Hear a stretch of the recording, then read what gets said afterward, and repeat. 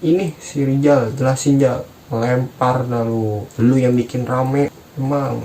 Nah pas dilihat di Google reviewnya, ternyata Maher Nusa Korporasia itu udah ditutup permanen. Mungkin alasannya biar nggak nambah review gitu ya, karena banyak yang bilang reviewnya itu bintang 1 dan jelek-jelek gitu. Mungkin dah kalau dilihat juga nggak enak. Di si Maher kayaknya lebih baik memutus review daripada kena spam bintang 1. Menurut gua sih kayak gitu. Terus lanjut ke komentar nama Ingrid Abi Praya. Kan benar wak balas sama akun bodoh. Alhamdulillah membantu. Tapi sering upload COE juga ya, itu beneran apa enggak? Gini kak, aku mantan murid sana aja nggak pernah lihat muka tuh orang. Jadi kayaknya si akun bodong ini udah hatam banget nih. Ini tampang Maher, nih bukan, ini tampang Maher.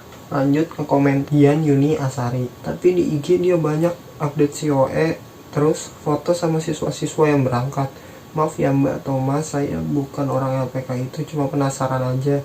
Apa mbak atau masnya nggak berangkat-berangkat karena kehalang pandemi? Soalnya ada temen saya juga yang masuk LPK terkenal di Indonesia, tapi dia nggak berangkat-berangkat padahal udah 1,5 tahun di LPK itu. Terakhir kali dia mau berangkat, visa udah turun segala macam, dari Jepang ngasih info kalau mereka tutup. Wah ternyata seperti itu ya, padahal kalau dilihat-lihat di IDI bakal jadi LPK besar. Tempatnya kelihatan bagus, followers IG-nya banyak, siswanya juga banyak, testingnya menggiurkan, tapi ternyata nggak sesuai ekspektasi. Aku dulu sempat mau masuk LPK ini kak, tapi nggak jadi soalnya uang awalnya 7-9 juta. Terus juga agak ragu di bagian promo mereka. Dulu kan mereka ada program sekolah sambil kerja. Pas dijelasin salary-nya aku agak nggak percaya. Masa iya Aruba itu gajinya lebih gede dari magang? Nah ini gue mau sedikit ngejelasin di sini nih. Uang awalnya 7-9 juta.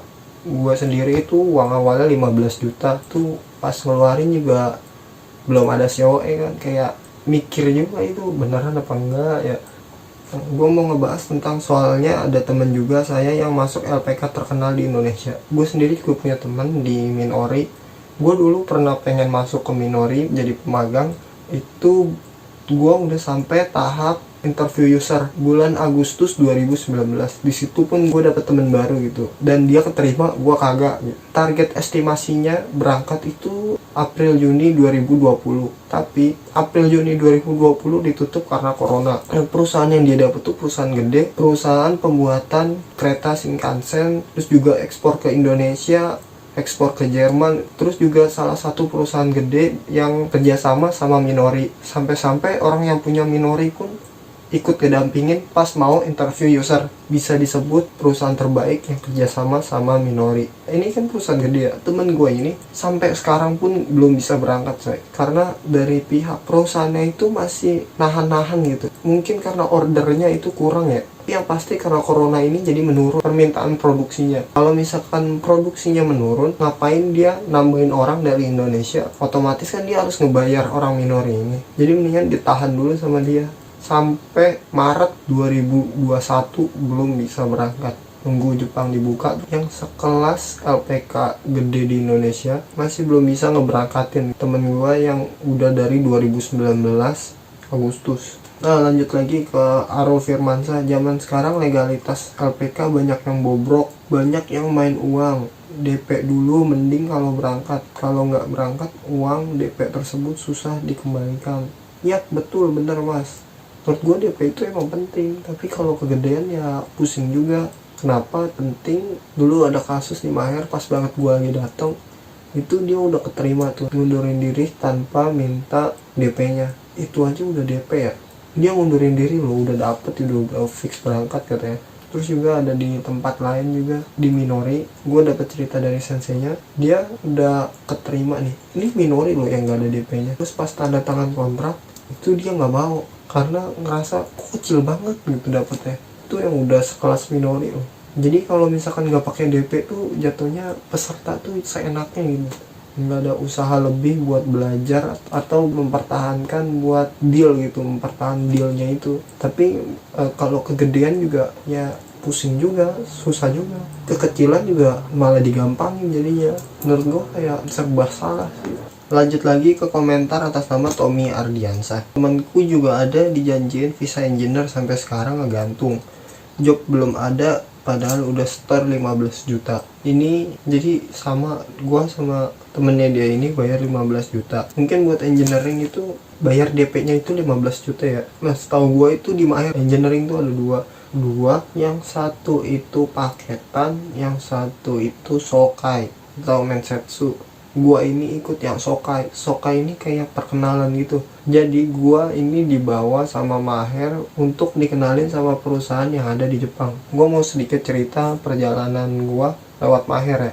Jadi dulu awalnya gua nggak tahu apa-apa, terus ada temen gua ngasih tahu bahwa ini ada LPK Maher, dia kemarin habis ngirim engineer ke Jepang gitu. Gue konfirmasi lah, gue lihat IG-nya, terus nanya-nanya sedikit. Begonya gue datang ke Maher hari Sabtu tanpa ngasih tahu orang Maher, tanpa konfirmasi admin dulu. Nah, gue datang cukup datang, terus ada anak-anak Maher juga di sana. Akhirnya gue ngobrol lah, terus akhirnya gue disuruh ngechat lah ke IG-nya Maher. Pas gue chat itu fast respon banget saat itu. Gue bilang gue sekarang udah ada di depan Maher, gue pengen nanya-nanya mengenai Maher, tapi kantornya ditutup gitu. Nah, saat itu juga tunggu dulu ya bentar, nunggu 15 menit sambil ngobrol sama orang-orang Maher. Datang tuh, ternyata yang datang Saconya langsung. Gue nanya-nanya macam-macam ya, program engineer. Di Maher itu ada dua, ada engineer batch atau kuota, satu lagi yang interview. Yang interview ini lagi nggak ada gitu. Nah, yang batch ini baru banget minggu lalu udah lewat gitu ya.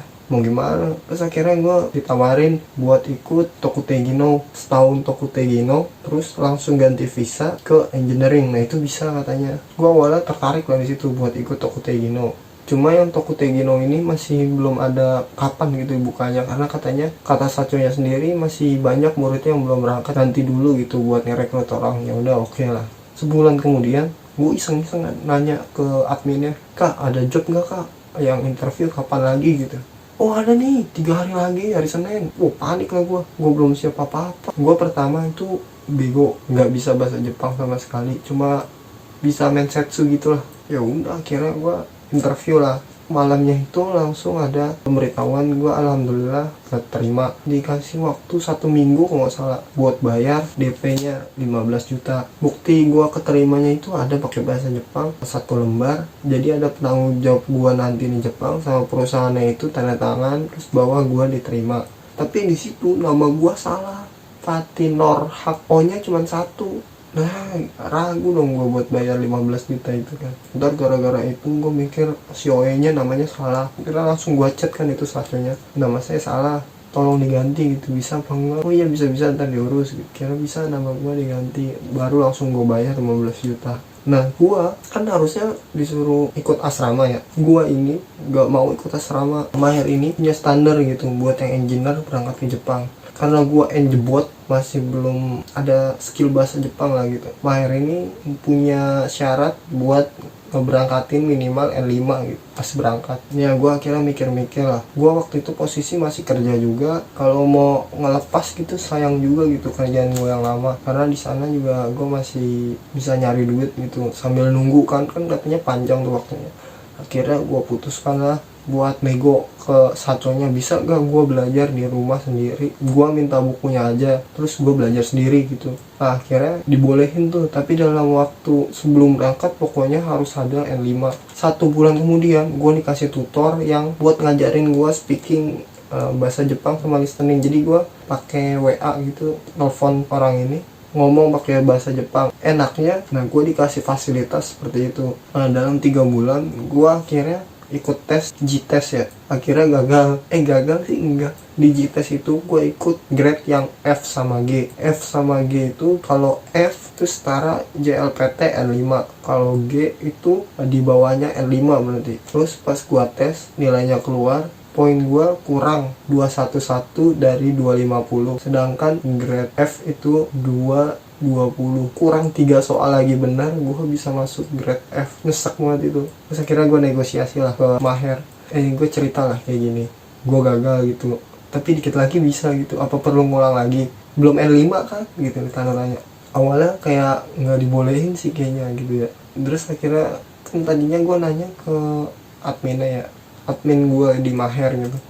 Terus gue nanya lagi ke Saconya, "Gimana, apa perlu ngulang lagi?" Nggak usah, udah nggak apa-apa, asal nanti di sana belajar lagi ya." Nah, menurut gue itu bisa jadi poin plus sih buat Maher, karena dia bisa ngeberangkatin orang yang di bawah N5 gitu. Syarat pas gue interview juga nggak ada buat minimal N5 tuh nggak ada. Yang penting pas gue mau daftar interview itu ditanyain bisa Mensetsu kan, tapi bisa.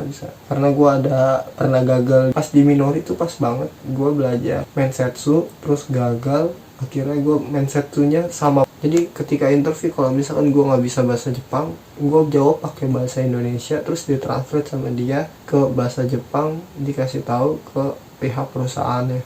Nah buat yang paketan ini Maher kayaknya ikut Haken kayaknya ya buat nyalurinnya. Nah ini tuh gue nggak tahu jelas detailnya, tapi yang ini gue udah ngerasain sendiri. Terus ada juga komentar dari Budi Nando Akarui, ditunggu komentarnya PT Maher Nusa Korporasi ya. Terus sehari kemudian Maher pun membuat tanggapan dan klarifikasi yang isinya seperti ini. Bismillahirrahmanirrahim. Assalamualaikum warahmatullahi wabarakatuh. Menanggapi tudingan dan misinformasi yang beredar di grup loker Jepang mengenai PT Maher Nusa Korporasi ya oleh akun anonim, izinkan kami menjawab dan mengklarifikasi dengan argumen dan data. Meskipun PT Maher bukan SO, berarti sampai saat ini Maher belum SO. Namun kami bekerja sama dengan beberapa Toroku Shienkikan dan Sokai Kaisa di Jepang. Nah ini yang gue bilang, Toroku Shienkikan itu sendiri perusahaan di Jepang yang memfasilitasi untuk pembuatan visa kerja dan Tokutei no. Biasanya orang pada ngomong TSK itu ini nih.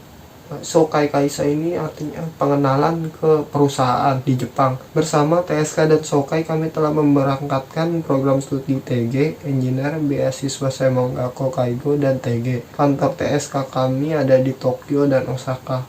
Tanggapan dan klarifikasi dari Maher. 1.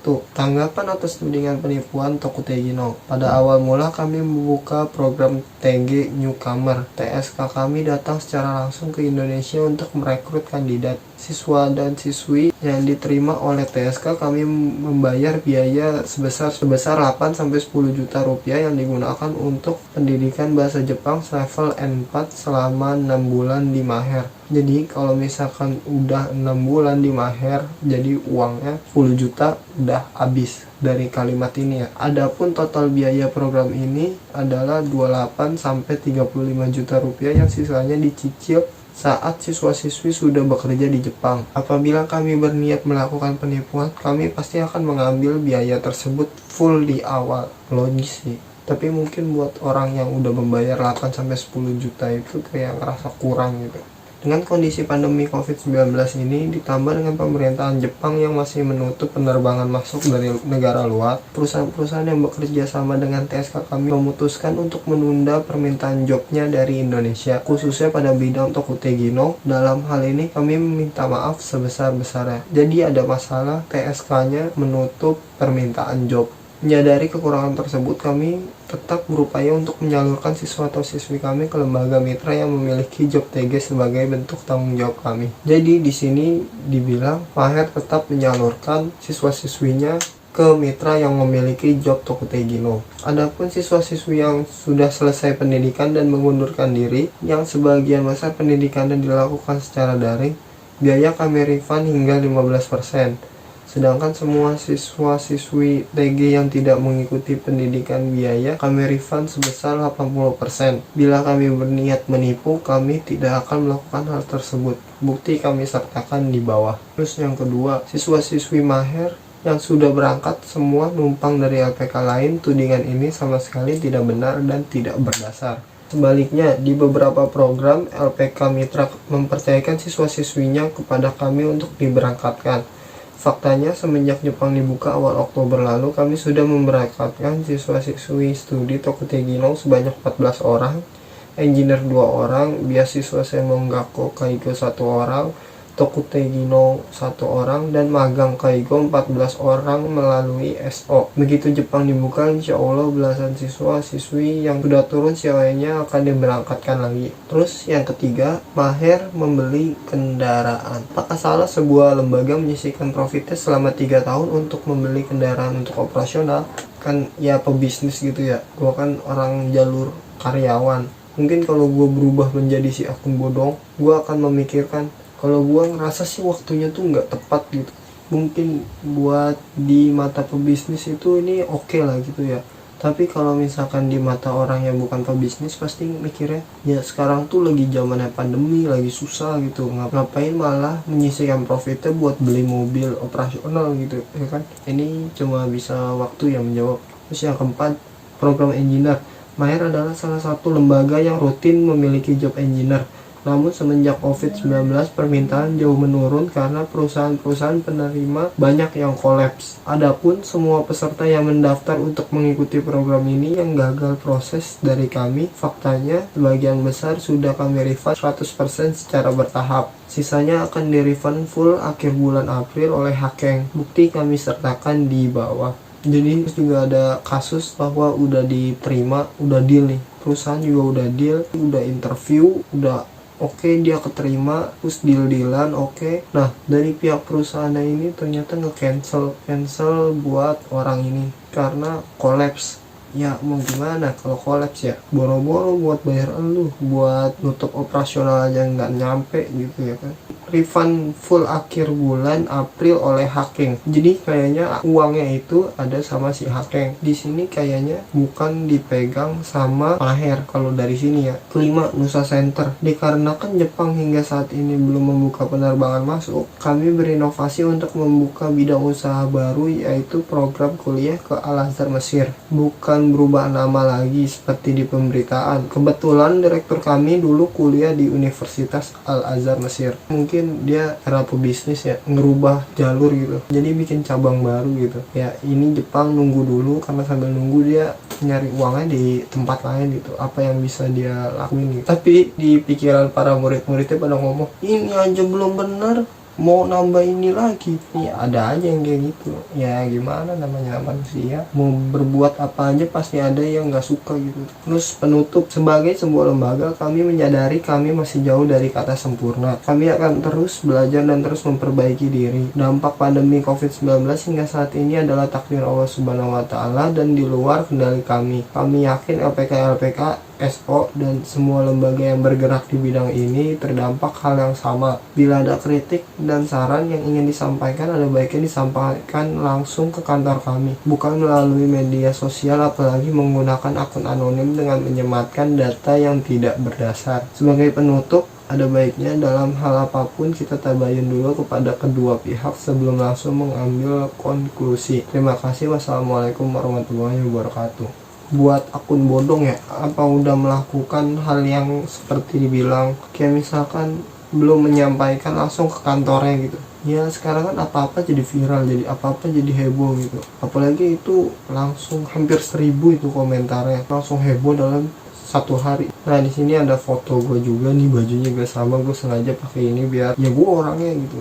Soalnya pas gue komentar di akun bodong itu, gue gak dipercaya, dibilang gue akun fake atau apa gitu, gue bukan anak Maher karena gak pernah dilihat pas lagi di Maher. Ya emang semua orang harus lu lihat karena rame banget gitu di Facebook, dan gue ditanya-tanyain juga sama temen gue bikin lah status yang isinya kayak begini, saya mau coba bicara ya yang lagi rame, saya di sini nggak dibayar apa-apa sama Maher, usaha korporasi, Rp1 aja gak ada. Bener, itu foto saya nggak dari LPK mana-mana, saya pure dari Maher yang berangkatin ke Jepang. Itu Maher nggak asal comot, bahkan itu dia foto pakai HP-nya sendiri. Asal kalian tahu bro, sekarang di Jepang itu emang lagi susah, perusahaan-perusahaan banyak yang tutup karena memang sesuai permintaan produksinya pada menurun. Kalau produksinya menurun, ngapain ngambil orang baru kan? Hampir semua sektor itu kena dampak buruknya. Saya sendiri punya temen Jisuse udah hampir 4 tahun karena corona nggak bisa pulang-pulang. Mau nggak mau kerja tanpa lembur. Kalian harusnya udah pada tahu bahwa kerja di Jepang itu semakin lama pajaknya itu semakin tinggi. Gua nulis di situ dia gajian cuma 4 mang, itu belum dipotong makan. Nah di sini gue sedikit salah karena kata gaji 4 mang ini langsung pada heboh, orangnya pada langsung ya ngambil kesimpulan sendiri gitu bahwa 4 mang itu udah semua muanya. Di sini tuh 4 mang tuh bersih dia dapat buat dirinya sendiri tuh 4 mang, terus dikurang 2 mang buat makan ya, 2 mang ini buat makan, tersalah lagi loh. Dua mang itu sekitar 2,7 juta lah. Berarti sisa duit dia kerja di Jepang selama 1 bulan itu cuma 2,7 juta. Udah jauh-jauh nggak bisa ketemu keluarga. Perusahaan saya pun kena dampaknya bro. Baru-baru ini lagi nih ada lemburan nih, tapi itu pun gak sebanyak dulu kata senpai gua. Coba sabarin lagi bro, saya juga pernah di posisi kayak kalian, tanpa kepastian gara-gara corona. Hampir setahun gak ada kabarnya, gue udah sampai resign di tempat kerja gue yang lama, dan akhirnya gue nganggur. Udah sampai 2 bulan, itu masih belum ada kejelasan berangkatnya kapan. Akhirnya pun kebawa mimpi gagal berangkat coy. Tapi orang tua selalu bilang sabar, Allah selalu memberi rezeki selalu di waktu yang tepat. Sekarang ya gue pun jadi sadar coy, bahwa lama waktu nunggunya itu di Indonesia itu berharga banget buat gue, karena jadi bisa spending waktu sama keluarga, sama temen, sama orang-orang yang ada di dekat gue. Setelah di Jepang mikir kayak gitu tuh jadi kayak ngerasa kesepian gitu, nggak ada keluarga, nggak ada kerabat deket, jadi kayak ngerasa kesepian aja begitu. Bisa sih lewat telepon tapi kayak kurang gitu kan, nggak bisa main bareng, nggak bisa jalan-jalan bareng. Ya saat ini pun gue merasa bersyukur nganggurnya gue selama 3 bulan itu. Cobalah introspeksi diri kita, apa ada yang salah dengan diri kita, kenapa Tuhan belum membolehkan kita untuk berangkat. Di Jepang itu berat banget, bikin dosa itu gampang banget. Contohnya sholat. Kalau di Indonesia mungkin kalau lu nggak sholat kayak dilihat, nah ini orang nggak sholat. Emang bukan buat dilihat sih, tapi ya nggak ada yang bisa ngingetin gitu. Kalau di Indonesia kan kalau nggak sholat diingetin kan, kalau di sini nggak sholat ya bodo amat. Intinya ya sabar dan terus belajar bahasa Jepang. Tetap optimis dan yakin bahwa bisa kerja ke Jepang. Sabar dulu sambil tawakal. Jangan lupa minta restu ke orang tua. Gue bikin status kayak gitu. Nah, status gue heboh juga. Banyak yang komen. Ada yang komen dari Mas Majid. Mungkin yang bikin gregetan siswa lama itu karena pihak LPK masih terus-menerus rekrut siswa baru, padahal udah tahu kondisi Jepang lagi stop terima orang asing, dan juga mereka pada ngerasa semakin banyak pesaing dengan lowongan job yang semakin sedikit. Yang siswa lama aja masih banyak stok buat job matching, tapi LPK terus menumpuk stok siswa. Betul banget kata si Bodong. Ini kritik pedes buat Maher ya, sebagai siswa yang ada di sana. Kalau misalkan ada kerja ya, kan banyak nih siswanya. Kalau misalkan makin banyak siswanya, pesaingnya itu makin banyak dan ngerasa gue kapan gitu keterima. Ya sebenarnya persaingan sih gue suka ya, bagus gitu. Tapi kalau misalkan orang yang banyak, jobnya sedikit, makin pusing ini yang banyak ini karena ngerasa gue kapan berangkat. Karena juga ngelihat yang ada di postingan Maher itu banyak juga kan, kayak postingan IG-nya ngebuka Tokutegino, buka Semonggako, tapi ternyata masih banyak murid yang belum pada berangkat. Jadi kalau misalkan kalian mau daftar, sebaiknya tanya aja langsung ke Mahera sekarang itu ada berapa murid, jangan sampai lupa nanya sekarang program itu ada berapa orang isinya. Kalau bisa Maher jawab dengan sejujur-jujurnya ada berapa, dan yang berapanya itu berangkat kapan gitu, biar orang yang mau daftar tuh bisa lebih yakin gitu. Terus juga ada komentar dari Otong Gendang, yang penting sama-sama jujur, yang nggak dapat job nggak bisa berangkat ya tetap harus ada kompensasi tanggung jawab. Saya yakin promosi di awal pasti gede-gede omongannya. Ya tadi kan Maher udah ngejelasin ya tanggung jawabnya itu kayak apa gitu di klarifikasinya. Lanjut lagi ke komen namanya Aryawan. Kalau LPK serius bisa cari jalan, bukan seenaknya aja dibuang muridnya. Setelah dapat uang pendidikan, yang dididik nggak dapat apa-apa, terus hilang 10 juta disuruh sabar. Logikanya di mana? Kalau LPK bonafit bisa dicariin cara gimana? Murid sudah belajar, uang diambil terus dibuang. Miris. Yang dididik nggak dapat apa-apa, terus hilang 10 juta disuruh sabar. Ya kan lo udah dididik, udah belajar.